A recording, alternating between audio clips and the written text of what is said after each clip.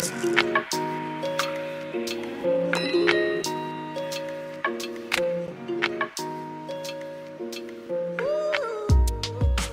everyone, it's Sasha. Thanks for meeting me here. This is I Am a Mess, but also delicious. To remind you that life can be kind of ridiculous sometimes and also totally wonderful. And I am here today to talk a little bit about body image, and it's a topic that's come up a lot for me personally, just on my journey. I mean, kind of throughout my life, but especially as of late. And I've gotten some questions and comments from others who I know are working with the same kind of, I don't want to say issues, but that are working with the same stuff, I guess. So thanks for being willing and open to chat about it. I think it's really important that it's openly discussed and accepted just as something that a lot of people are still working with, that especially in the wellness industry and in mindfulness, we say a lot of things like, just let it go, like notice your past and let it go, let it be free. And it's really easy to say that. It's really challenging to actually do it because this stuff is really deeply ingrained in our psyche and in our bodies. It's a pattern in yoga. It's called samskara, and it's like a groove, like a thick groove. It's really hard to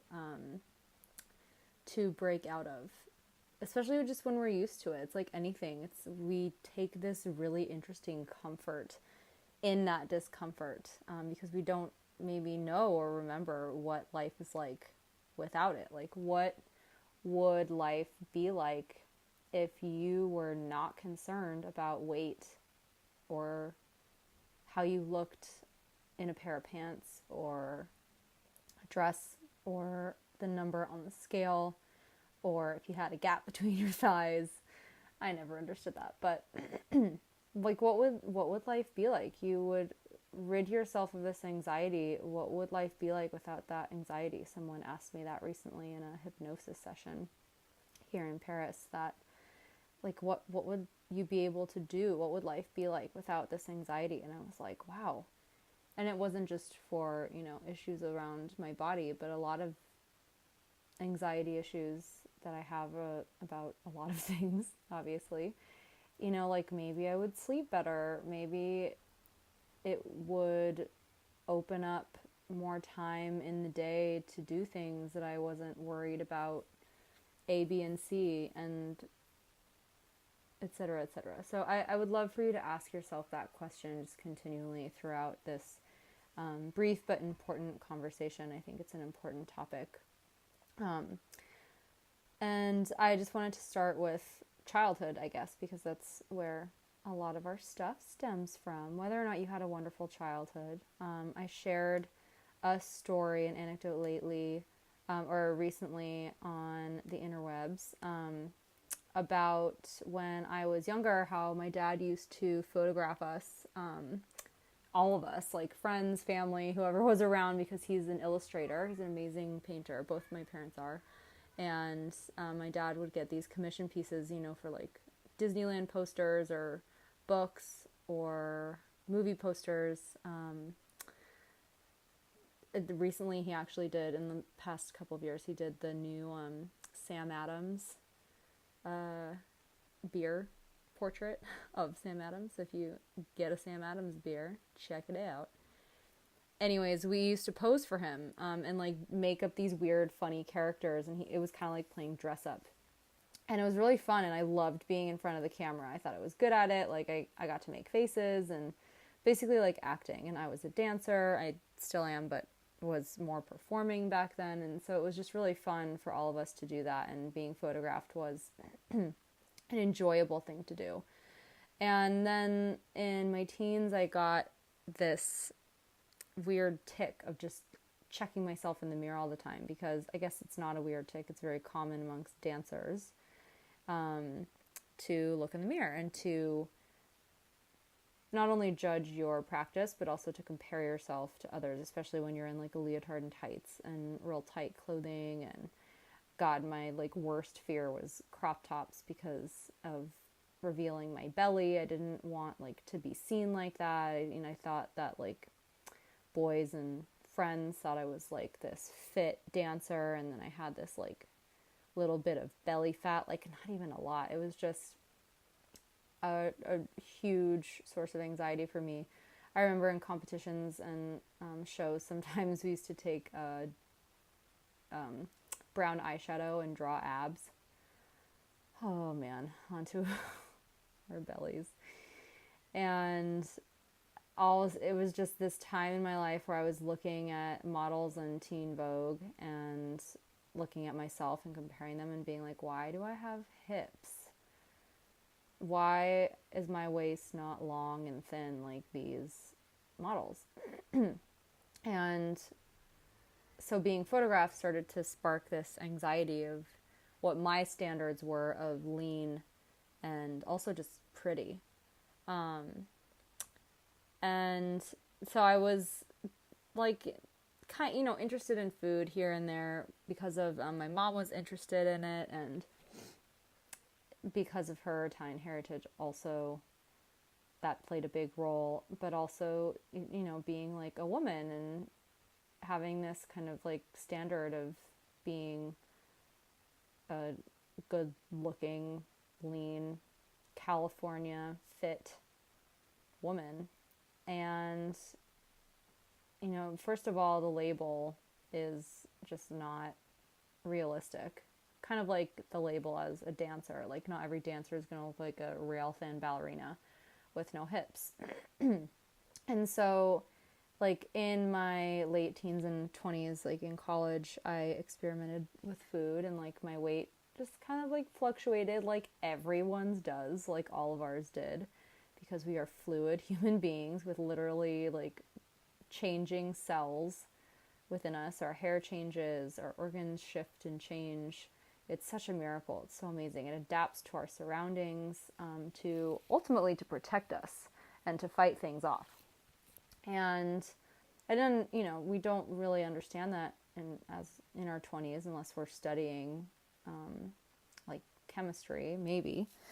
Even then, it might be hard to relate that to like a changing body when you're comparing yourself to other university blonde tan babes. And I was still a little bit anxious about it, but not as much because I saw it. I had a beautiful dance community in Santa Barbara and theater, and I saw, all different shapes, sizes, just humans, and everyone was so beautiful in their own way. We were often in bathing suits because we were by the beach. And I lost a little bit of that anxiousness. I mean, it was definitely still there, but I also I wanted to be myself. I wanted to be in a bathing suit. I love being in a bathing suit. I love being on the beach and in nature. And so I let that go a little bit, but there was still always that judgment of like looking in the mirror, comparing myself, especially in tights. Like I didn't want like pants to feel tight on me. I was wearing these low-waisted jeans, which are just not flattering on me unless you like have no waist. And there was still just that element of anxiousness about like having a little bit of fat around my belly and not being this like, thin, super fit. I was super fit. I still am. And I was in fact blonde and tan because you're in Santa Barbara, but it's just like nothing is good enough when you're not this specific weight. And I didn't really understand at the time why weight mattered. Like, okay, so if I were 10 pounds lighter, like what problem would that solve?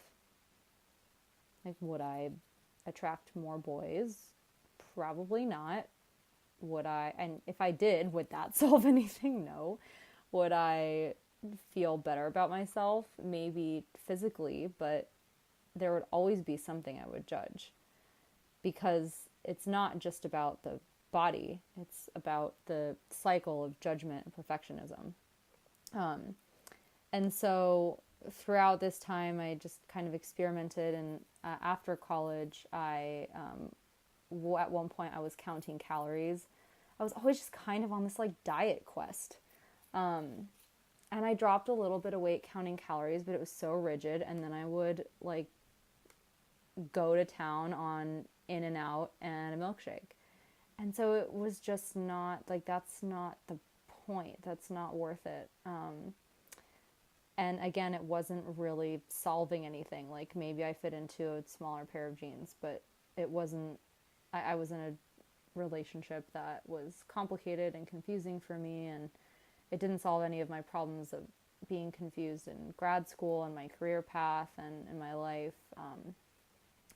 So it was still fluctuating.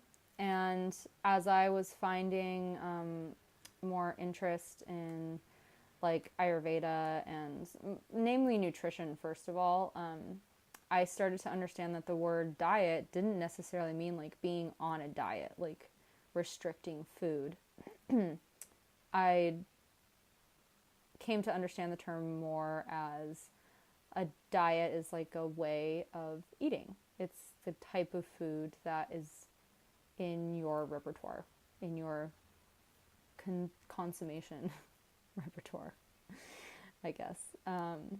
Based, and you know, if you're to go way back into what a diet is, I mean, I'm not looking this up in a dictionary right now, but I would assume it would be like something of, you know, the local fare, what is available to you locally, will be in your diet, especially like in a non-modern day sense where there weren't packaged foods. You know, you eat what is around you, and that's your diet, that's your culture. Maybe you have cultural practices around your food and recipes based on, and that's based on the seasons, age, health, temperature outside. I guess that has to do with the seasons, holidays, like what you celebrate. So there's a lot around the word diet that I just kind of started to relieve myself of. Like I didn't have to be on a diet, but I was still in this realm of like being really conscious about calories, which does do something. Like, you know, it does make us aware of how much we're consuming, and things like measuring food. Like, I don't think that is a bad thing. I think it's important to know like what a serving size is. And so measuring my food for a while was really important. And I still do it to a degree, but now I can kind of eyeball it a little bit more. And it helped. It helped me understand what portion was. But it becomes an issue when we restrict ourselves and judge ourselves if we're like going a little bit over that portion, or like, oh, I had more than I should have. And that's kind of what was happening to me. I started to use that as a perfectionism tool, which let's be honest, I'm still working with, but it did provide a lot of really good insight in the beginning, and calories too. But calories are, in a sense, just energy. So if you're consuming, you know, 100 calories of like healthy protein, like nuts and seeds, dark leafy greens, even things like whole grains, versus 100 grams of protein of like Oreos, that's totally different. It will affect your body completely differently. And I'm not privy to the concept of calorie in is a calorie out either. I think calories are energy, and I don't necessarily look at that anymore when I look at the label. I look at ingredients. And so my relationship with food obviously has been shifting, and also weight, because it did continue to fluctuate, especially because I went off birth control. I went back on it again, and then I left it for good. Or I don't really remember. No, I think I just went off of it, period, at, no pun intended. I went off of it at around 26, and I kind of like dropped some weight around that time. I had moved to New York. I was pleasantly surprised. I had just like all of a sudden dropped this weight. I was still eating like drunk pizza at night. And I'm not kidding. I would go out like just to go eat pizza. It's been this really interesting relationship with my body of being like really judgmental about it, really just in this mode of constant perfectionism. And yet I wanted to always be in a bathing suit. I never minded getting changed in front of people. Like that's, I think, from my dancer roots. Like I'm not that person to go in a bathroom and, unless, I'm not gonna like take my shirt off in a public place. I'm just saying like I'm comfortable in that scenario. And even if I am a little bit uncomfortable in my body, it won't keep me from being in a bathing suit, going to the beach, wearing tight jeans. I guess I don't really know if that means anything, but or eating the food that I want to. Especially because like being around my mom's family growing up, even my dad's, like food is the major component that brought us together. Big meals, and you were expected to eat what Nana put in front of you. And if not, you were given a guilt trip. And I just like food. Like, food is delicious. It's so fun. It brings you together. It teaches you so much about different cultures and people. And it's such a joy to come together around it and to serve it to people. So yeah, like maybe I'm a little regimented, and I do have certain values that I uphold. Like, I mean, I don't eat meat, fish every once in a while, depending on how I'm feeling and the source.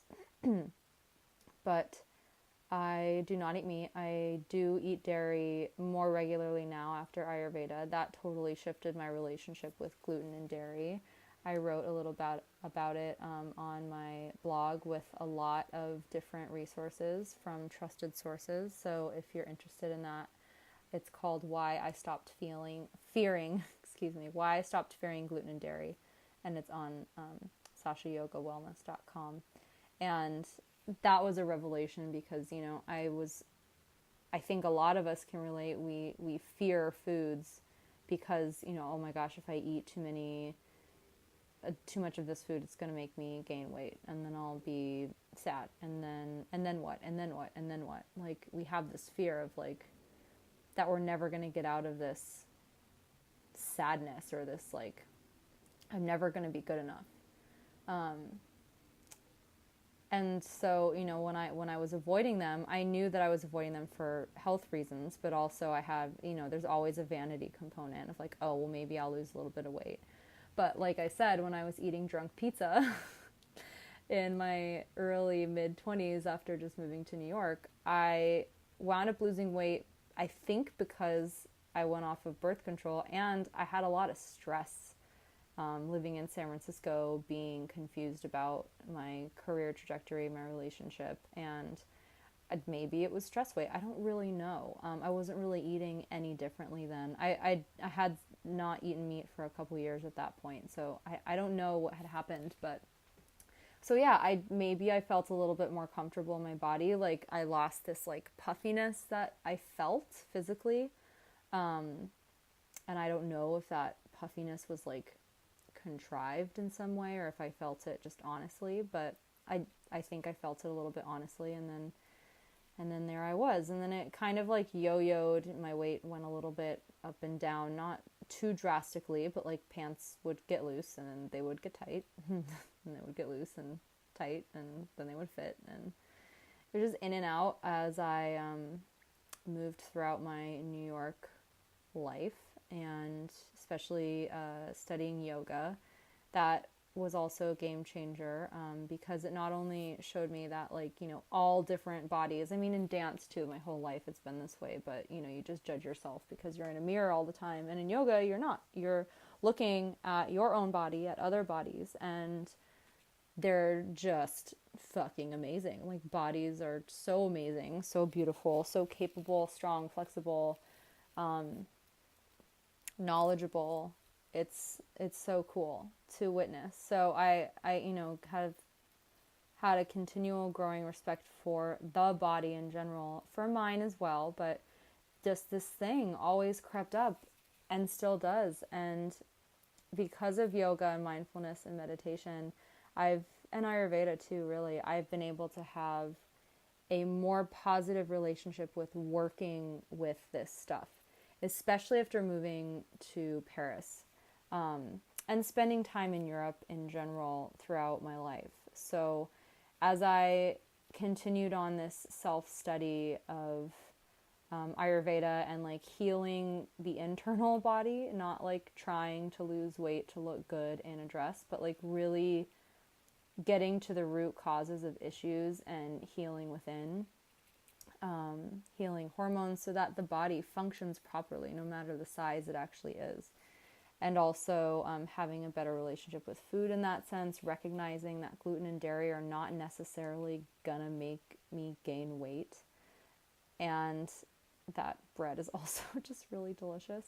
If you have celiac, my apologies, I know that's a totally different beast. And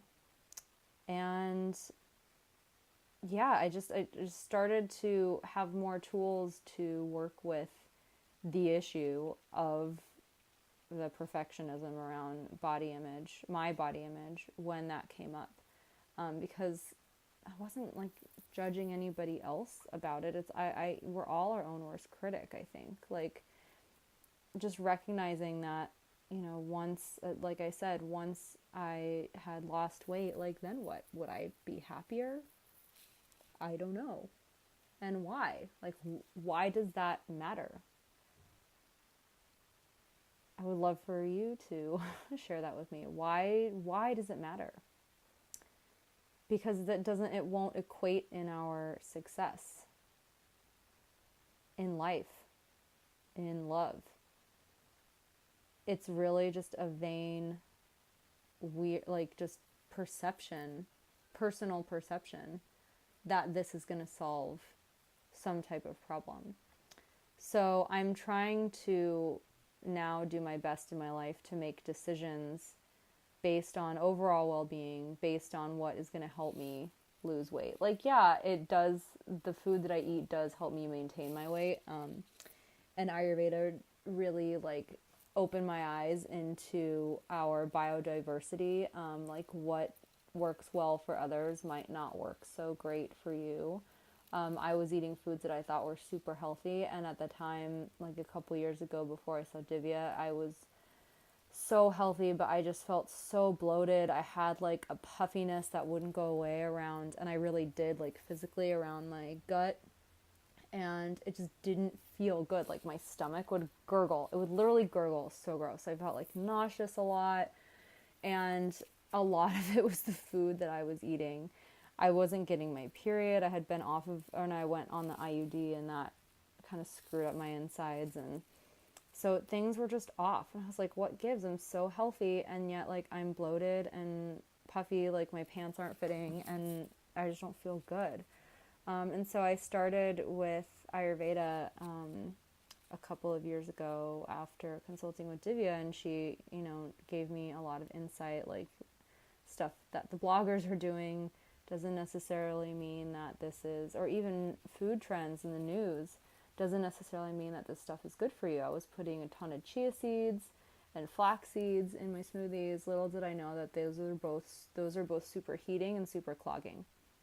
I was eating kraut and fermented foods and drinking kombucha. Little did I know that those are also very heating. And when your liver is overheated, it's unable to process a lot of toxins. And so they get stuck in your gut and they make you feel like crap. And things just aren't regular. They don't function. It's like kind of throwing a wrench into a machine. It doesn't function properly.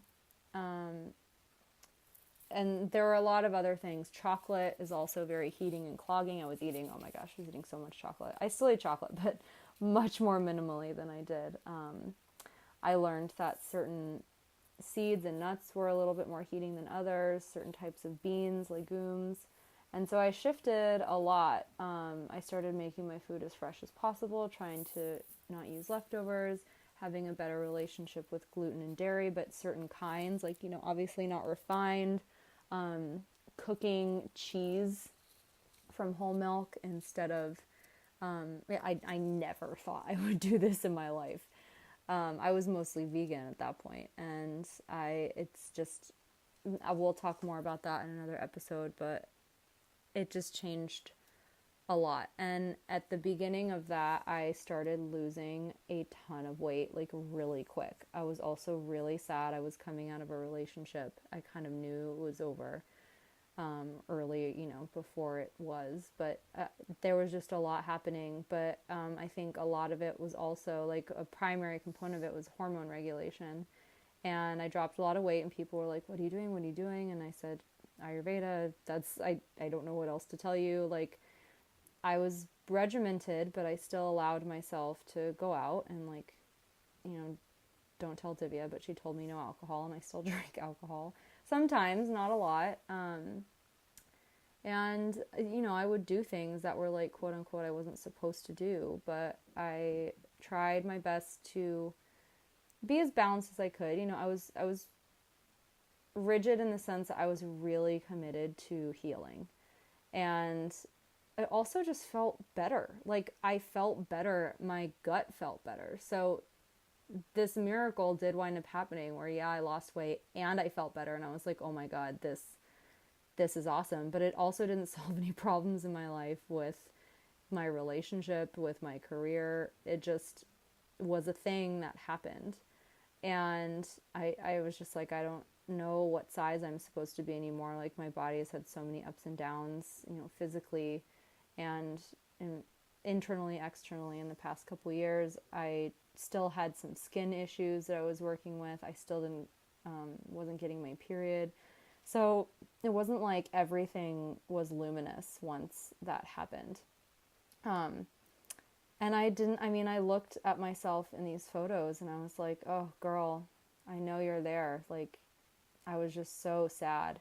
I felt like a skeleton of myself because I was really, really in a dark place with moving through this relationship and kind of like, dying to rebirth. It sounds dramatic, but essentially it was. So, I again was shifting my relationship around food, and when I came to Paris this past summer, I knew that I was going to be staying with my friend Danielle, who was running the Provence experience when we did our little pop-up hotel in Provence last summer, which was just magical. Stay tuned. We'll hope to be back at some point after a hiatus. And I knew I was going to have to drop a lot of those rules. Also, similarly, before that, when I had gone on my retreat to Costa Rica, like, I knew that I wasn't going to be home cooking for myself, and so a lot of that was going to have to be just let go of. And Divya told me, she was like, just have fun, like, eat the local food, try and just eat locally, do as best you can with the protocol that we've been working on, and most importantly, just relax. Like, I think that's something that Dr. Teitelbaum, her mentor, told me before I came to Paris too last summer. The herbs aren't going to do shit. I mean, she didn't say that. The herbs aren't going to do anything. They're not going to assimilate into your body. You will not be nourished by these amazing superfoods unless your body is receptive. So if I were to just have stayed super rigid all summer, which I did practice a lot of Ayurveda this past summer. Like, I took the tinctures with me that she told me and she recommended, and I was still healing my skin, and my gut was feeling a lot better, but I still didn't have my period, and I was feeling, all right. I had gained a little bit of weight after that point of losing a lot. Not a lot. I hadn't gained a lot back, but I'd gained a little, and I was just feeling good. I was feeling strong in my body. I was feeling like something was shifting.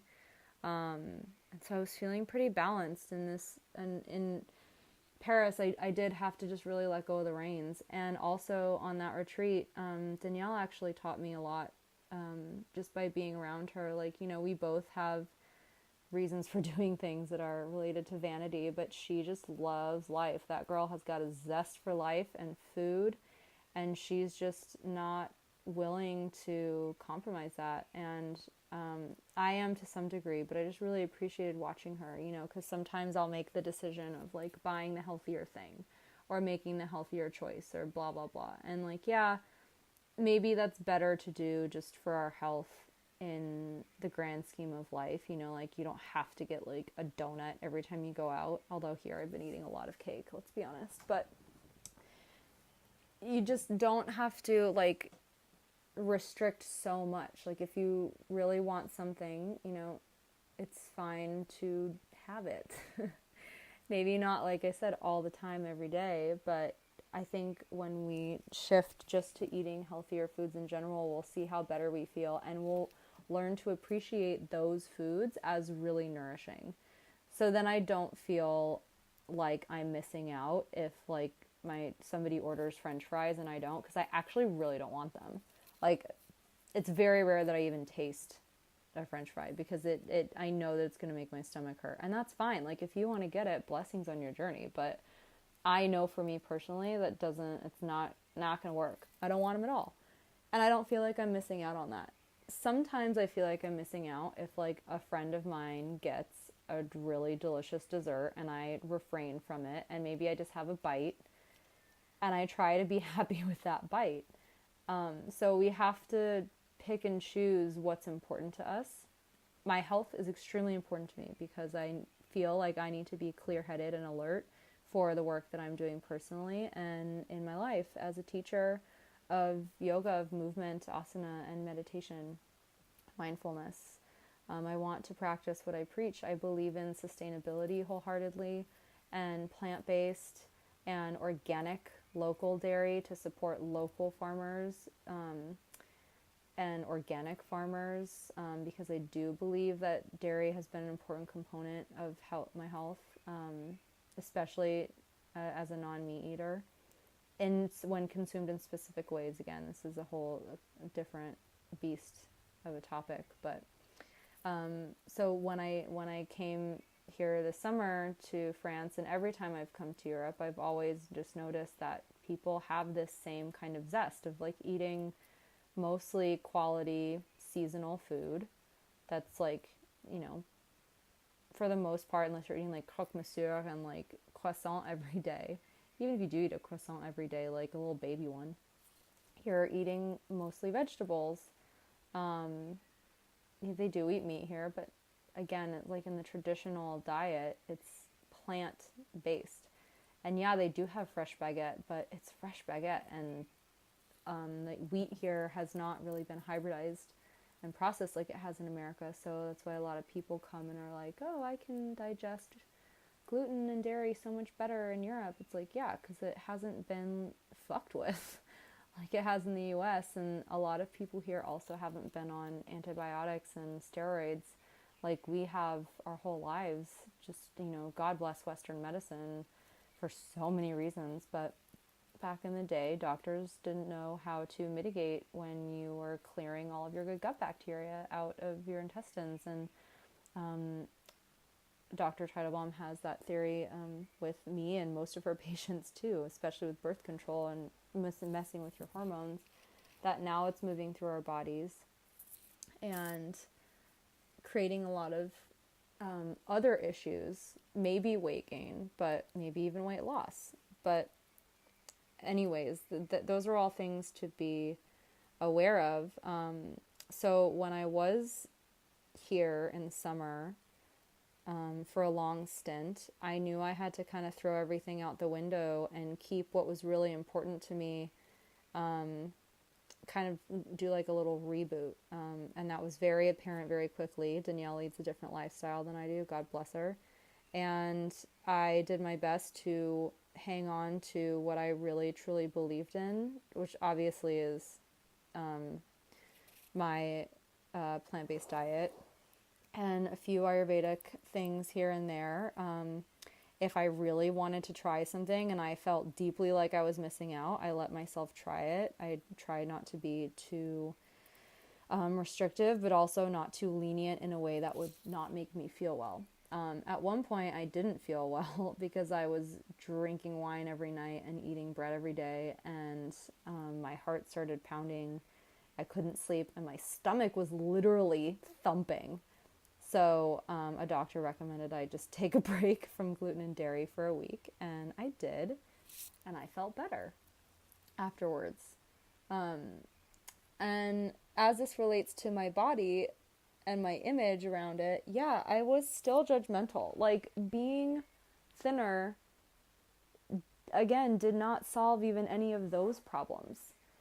It was kind of amazing. I mean, I look back at photos of myself, and I mean, I look back at photos of myself even when I was unhappy with my weight, and I just think, gosh, like, you're so beautiful and awesome inside and out. And I try and remind myself that every day. I mean, I still have moments when I look in the mirror and I do that little side view of my belly. And in April, I did a really good job. I told myself I just wasn't going to do it. I was fucking over it. Like, it just is a waste of time. Like I said, it's not solving any problems.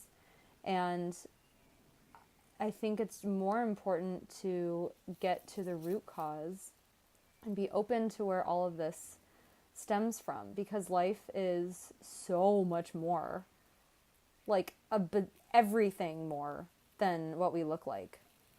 And also, like I mentioned earlier, like the seasons change, so do our bodies, and it's such a miracle. I mean, my period came back this summer in France, and I was like, what? Where have you been?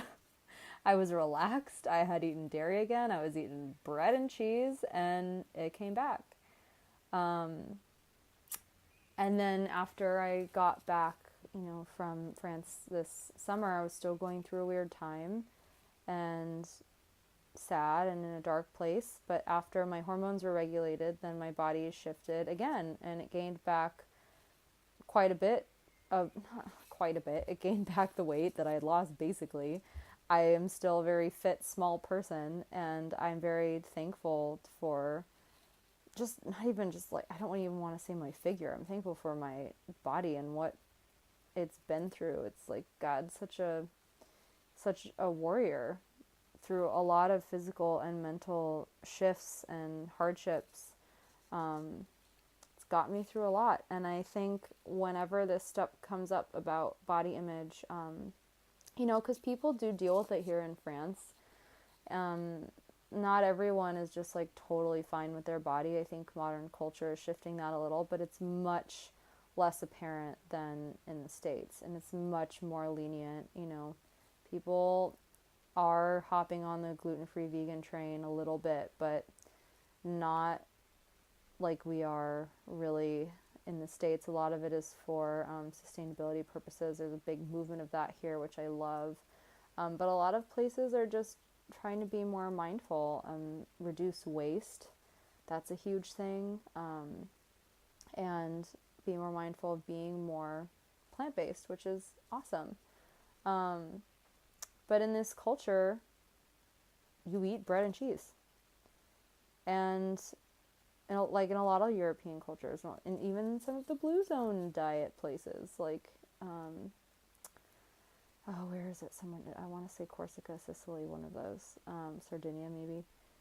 I have no one to fact check me, but you can look it up. Look up the blue zone diet, because really what matters is our happiness. And why do we have to equate body image, like how we look, with happiness? There is something deeper. If we didn't have a mirror in front of us, like an actual mirror, something else would serve as our mirror for our happiness, maybe someone else. And I think that's maybe something else, like an activity. I think that's really what the kicker is to learn how to look at where this all stems from, what the root is, and learn how to work with it, learn how to befriend it, and not say like, oh gosh, not you again. Like, why does this issue keep coming up? Why am I still so crazy about like how much I eat? Or gosh, I ate too many dates today. Like, ugh. I ate the whole cookie. I only meant to eat half. Like, oh, these pants are tight. Like, get a new pair of pants. Actually, go get a used pair of pants. Buy that shit on eBay. Go to a secondhand store. Take it from your friends who's getting rid of pants and they fit you. Like, you don't have to be a certain size to be a better person. It's not going to make you a better person, especially if you're, I understand some of us maybe are at an unhealthy weight, whether too low or too high. And it's about really, though, healing within, and then that will shift externally. The weight will shift because of the healing that we do within. And that's emotionally too. Like, sometimes when people are stressed, they drop a lot of weight. Sometimes they gain a lot of weight, even if your diet is exactly the same. Sometimes diet doesn't even have to do anything with it. Sometimes it's medications. Sometimes it's sleep. Like, all of these play really important factors. And I think that when we can look at the bigger picture and not just how we look in the mirror, we will have more tools of working with the issues, the anxiety that we feel around just our body and how it looks. We'll be more adept to focus our attention to how we feel internally and why we feel the need to be a certain size or weight or shape. Like, some people want to be taller, some people want to be shorter, some people want bigger feet. I don't know why. Some people want smaller boobs, like a bigger butt. You know, it's just, you can't just go get all of this injected or the fat melted off of you and it's not, you know, like, gonna solve your issues. Like, we see this in Hollywood, you know? So there's a lot more I can say on this topic. I just want everyone to know that I do still work with this issue. I have anxiety around it. I do still judge myself, especially being photographed more as a yoga teacher and being like in the public eye. And I just think it's really important to address that even though I do have some anxiety around it, I still do it.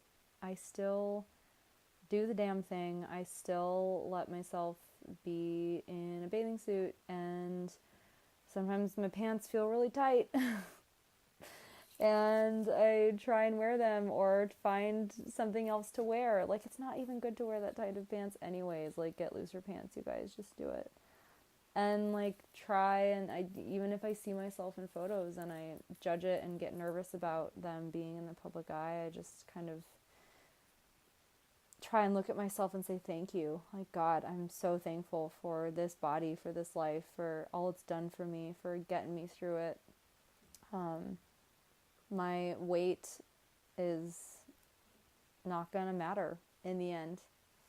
Like, you know, if today, if it was it, if everything was over today, like, your weight's not gonna fucking matter.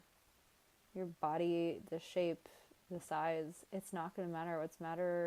What always matters, what's gonna matter in the end is how you feel within about your relationship with yourself, like the love that you cultivate for yourself, the love that you share with others. And the more that we can love ourselves beyond what we see in the mirror, the fuller, the more fulfilled our lives and our hearts will be.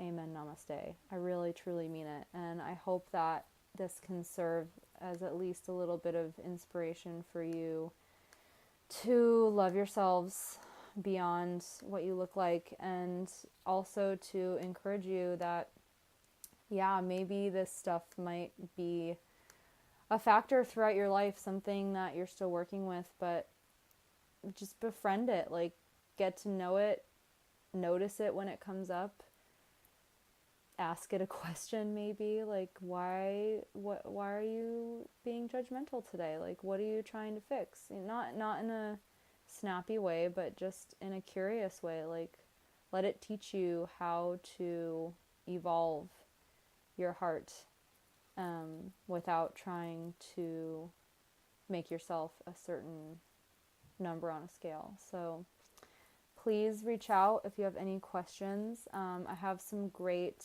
healthy ingredients and mindfulness resources like books, yoga props, etc. on my Amazon influencer storefront. I just added some delicious stuff today and some really good books about food by Michael Pollan, who I love. And there's some books about meditation and self-love, compassion on there as well. So it's just Sasha Yoga Wellness. If you search that on my Amazon storefront, a whole little like kind of boutique with my selections will come up. I have YouTube yoga videos and guided meditations. Again, just search Sasha Yoga Wellness on YouTube, and email me or reach out on social media with any questions, comments. I would love to keep this conversation flowing. So let's do it. Thank you so much for listening and for being part of this community, and enjoy your messy, delicious life. Bye, guys.